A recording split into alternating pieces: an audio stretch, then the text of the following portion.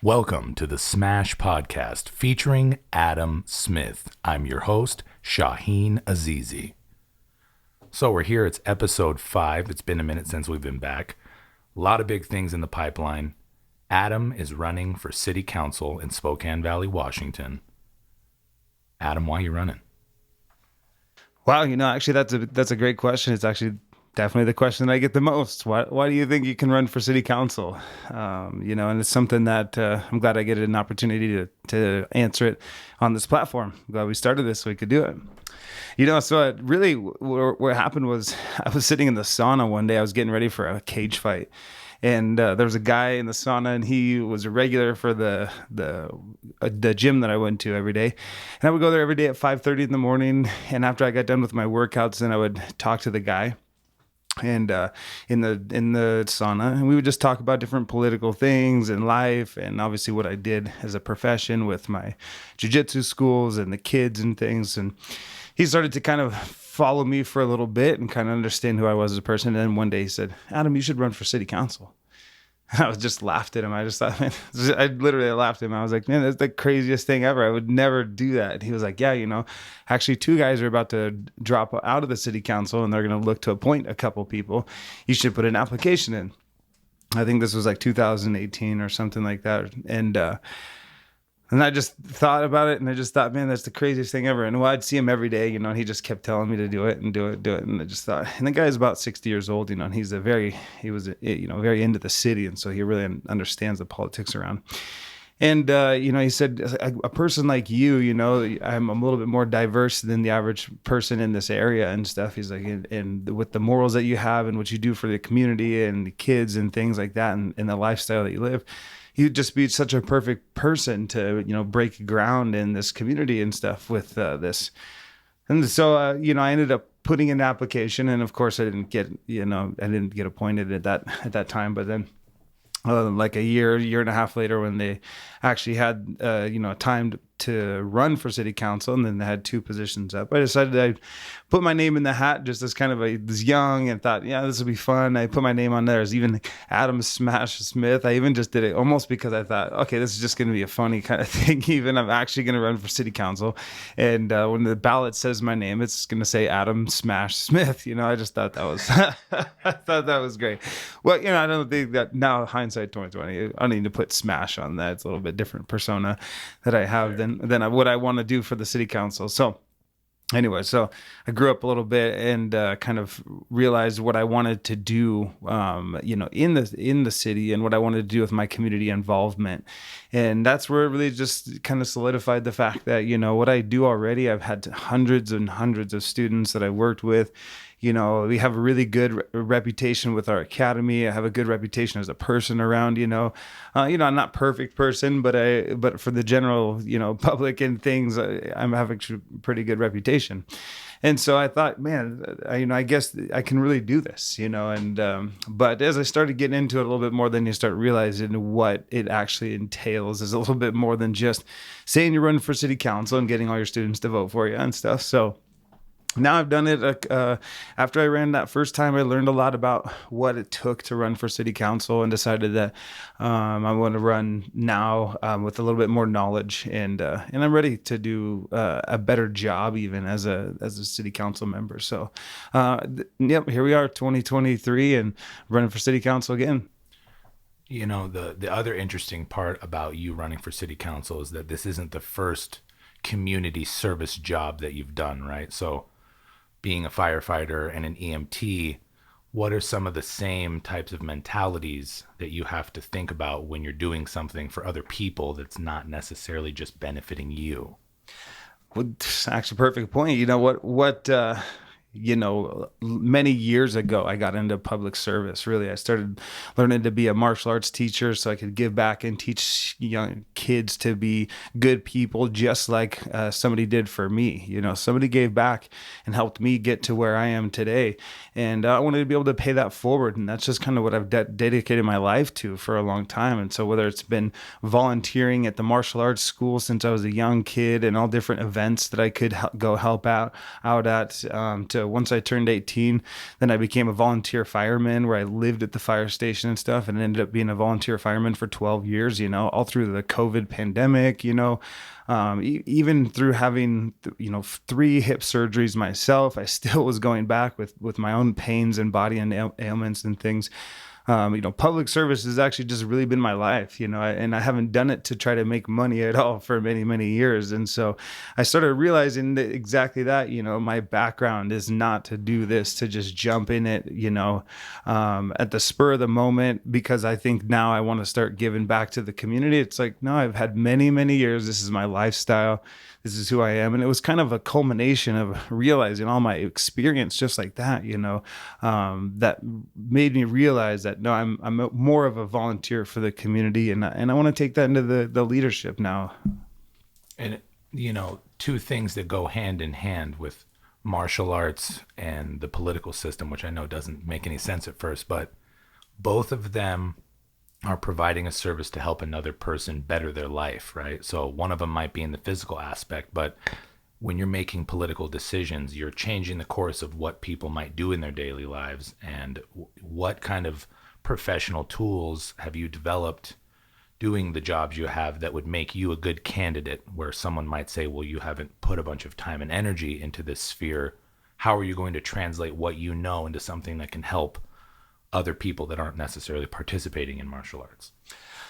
I would say I'm pretty good, close to an expert at communicating with a very diverse group of people. Being a martial arts instructor, you work with everybody, anybody and everybody. And over my years of teaching martial arts and training martial arts, owning my own academies, it's just that I started working with, even I have 2-year-olds that have started in the program, all the way up to the elderly people that come in and want to learn how to be able to get up off the mats and stuff, and doing different seminars for people.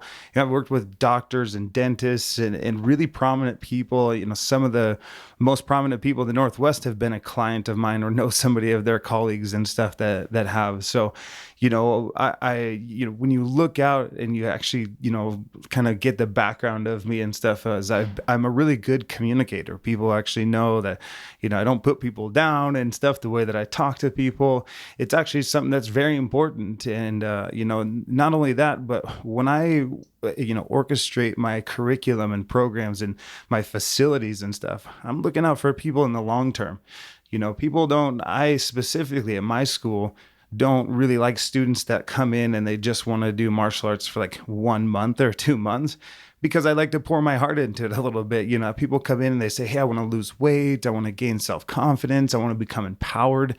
That takes a little bit of time. So, for me, I put that plan out there, a multiple year plan, something that just doesn't just happen overnight. And so with that, it's a positive environment. It's, good interactions. It's, building community with that person and friendships and stuff like that. So not only do they feel more empowered as a team, but also then they're able to work better and achieve their goals a little bit easier. So, that the community building, and now I have 3 academies, and hundreds of students. And when you come into any one of my academies, you can really feel that feeling. Or when you talk to people that know me, there's a lot of people around us, especially in the Valley, that know me and know that that's been my focus. I'm not the guy that's trying to live in the mansion on the top of the hill and not talk to everybody. It's like, no, I want to be on the ground floor. I'm down here talking with the kids and making sure that people are growing up and interacting positively. So, it's something that I feel right now needs to happen.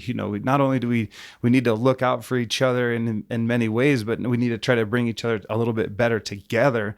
And I think I'm a very, very good person to do that with my background. So in terms, it sounds like you're going to be able to apply long-term planning rather than being just reactionary. And also in terms of that, you are going to respond accordingly. So dealing with a bunch of diverse people, and also in an art where things happen very quickly, but there's still a long-term goal. It seems like you could apply that to any everyday life situation where things may happen, where the political system has to react quickly to make a decision, where you can think long-term, but also think on your feet so that we make the correct decision that might turn us in the right direction. What are some of the things that have occurred in our political system, let's say in the last 2 or 3 years, that might have been an overreaction by our government system that you might not have done or you can fix moving forward? That's a very good common one. And, I have good stance and a good feeling about that. But what I'm going to do is I'm going to go back to what I've done to create an environment that's healthy for anybody. And I think that that's some of the most important things that we need to look at as a community.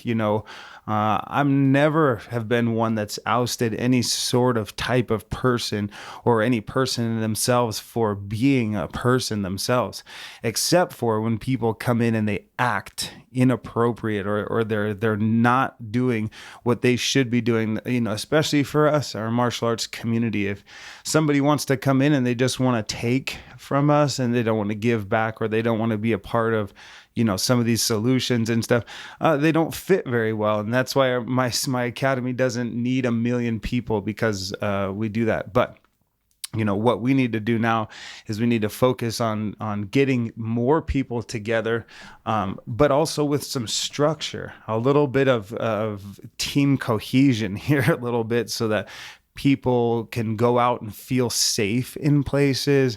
They feel like their people are looking after their children long term. It kind of goes back to exactly what you said, was which kind of ties the two together, was looking out long term for some of these people. There's things that we can do right now that we need to make sure are important in our school systems and stuff like that actually affect the long term mental health and things of the kids. And so that's it. I'm never trying to oust anybody, but I very much firmly believe that the education system should stay just as that, an opportunity for people to young kids to get educated there, and there's a lot of things that they can do that are more productive than some things that have been going on. So what system of values or core principles comparatively makes sense that you can translate from the background you've had into the political system that would help structure the community to make better decisions and feel more inclusive with one another, even if they're worlds apart in terms of their culture? That's very good. That's good. So it just goes back to my background. A lot of people are a product of their history and how they grew up, or, what's their influences. And, my influence has been my mom. Growing up, I grew up with a single mother. She's white, and we had there's 3 boys that 2 other brothers at the time we grew up. And my mother is a ballet teacher, and she's very conservative. And she always been just a very conservative, very right, Republican. And so I grew up very more traditional and conservative. I mean, she's the one that doesn't like belly shirts and cleavage showing, and people that slouch, or people that look like they're not healthy and things like that. I grew up with a little bit more of a critical mother like that, and she still to this day actually uses that as the background of what she does for her programs and stuff. And so I grew up with a very, very conservative outlook on life, but at the same time, I also saw some things that hurt me as an individual growing up by the same groups of people. I being African American and a mixed race, because my mom's white and my dad's black. And when I grew up, we had no father. So it was, single white mother with 3 half black kids that never looked good in the 90s and when I was born and stuff in this community. This community has been a very hard right Republican community. Here is much more conservative. It's like 85% Caucasian, and 10 years ago it was like 95% to 98% Caucasian. So we're very isolated, in that. I remember definitely many a times I've talked about in other podcasts about how I was, looked down upon and isolated and felt not like I was a part of something. And still, That's what drives me today, actually, to step out there and run for city council a little bit more. Is still, I don't feel like I can go up there and have my voice heard. I went to a city council meeting one time, and in that city council meeting, I walked in and everybody looked at me like I was a crazy person. And, like obviously I'm mixed race and younger and stuff, and it just did not fit the demographic of people that were in there. And it just almost looked like offensive that I was even there. And, that just reminded me of when I was a kid and going to these different places and feeling the same way, and I don't think that should happen anymore. We're now, 2023. I lived in this community my whole life. I really believe in it. And mostly I care about my students. I have a very diverse group of students. I want them to be able to grow up and any one of them feel like that they can be included as long as they're good people. So What type of plan do you think you can formulate to let all sides of political spectrums feel that they have some commonalities with each other and maybe can find some middle ground where they can all coexist but still maintain their personal views and opinions? How can you, being someone who's constantly been on the marginalized side, take that experience and, express to the rest of your community how they might be able to benefit from some of your oversight and leadership? Oh, this is such a good one because I get this quite a bit too. Is that people expect this position as a city council member almost to be the person, the president. As much as I would love to just snap my fingers and be able to change everything or say I'm gonna do this and it's gonna make this huge thing for everybody in the community, that's not what it's supposed to be about. This is supposed to be a separate representation of the community, and that's why we have separate members of the community. It's supposed to help bridge connections to people out there. And so I know that right now, and even everybody running, nobody bridges a connection to the community like I do. There's just a difference. I mean, not only in race or I'm young and athletic. I'm actively still an athlete and stuff, so I'm very much in tune with kids and families and people. I'm out there and stuff on the daily basis, interacting with people that need help, recovering from different things, and they go to my facilities to get healthy and stuff. And so I've got hundreds of students. I get a very, very diverse, ideologies from all of them. So I don't feel that right now that there's anybody that I can pinpoint that's out stepping out there to do that. So as much as I'd love to say that, man, I'm going to change everything and I can do this and stuff, no, I think the biggest thing I'm going to be able to do is bridge another connection to the community that hasn't been there. So hopefully when I sit there at a city council meeting up at the front, I get to look out and see there's a more diverse group of people out there, and hopefully I have a hand in that. So, what are some of the steps that you can take to connect these two diverse groups, maybe the youth and the old? As first, I'm just actually going to talk for a second about the word diversity, because unfortunately right now, especially in this state, the state is gone a little bit kind of crazy, in my opinion. And that's kind of something that I want to be able to bring to our community as I'm very diverse, as far as my background and my personality and my culture and stuff like that.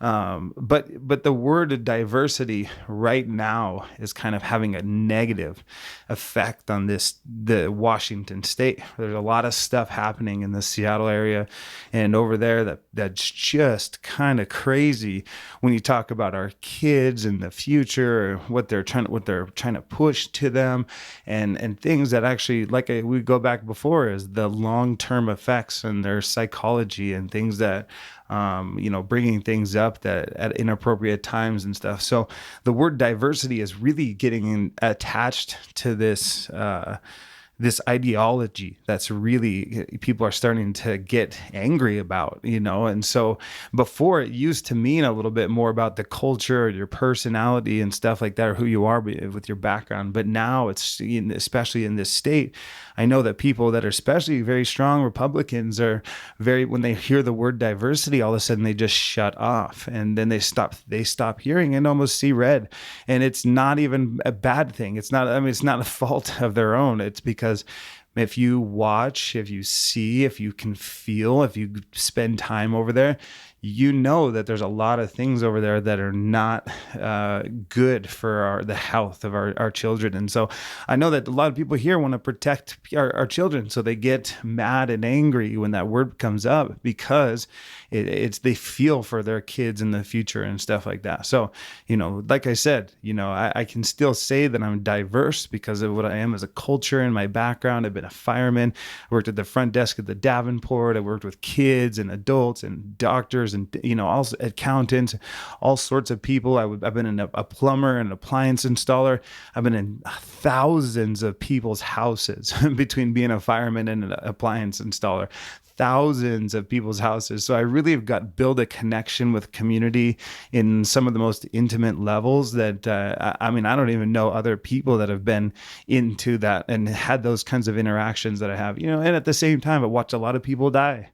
Watch a lot of people on their worst days. I watch a lot of people on their best days when they achieve their black belts or when they win their big competitions and they've changed their life. They've gotten off alcohol, drugs, and stuff like that, started their businesses and stuff like that. Been a part of a lot of that stuff. So when it comes to, if I were to write even a resume and if I had all those people to write, something about me, it would be pretty extensive. It would be really hard to find somebody that's at least done that stuff. And most of the time, I don't like to just talk about it and stuff like that. But in this time, this is where I get to say, you know what, I have been a good person, and you can ask people, and I can talk about those things now.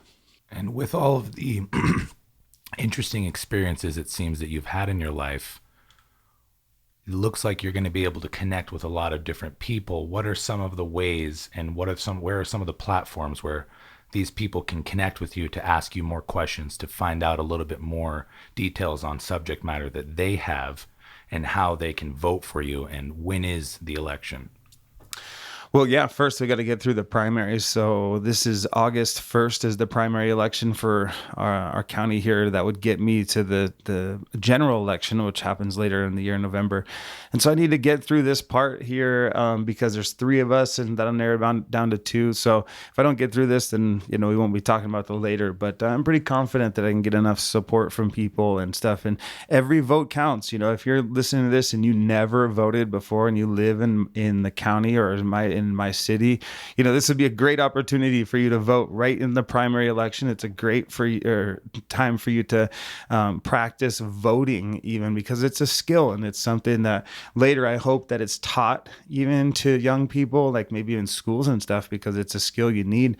There's voting to get the people you want even to the general election. So sometimes you get to the point and it's only two people and you're like, man, I wish it was more people and stuff. Well, you kind of missed the opportunity. So for us, August 1st is a great time to help me get to the general election.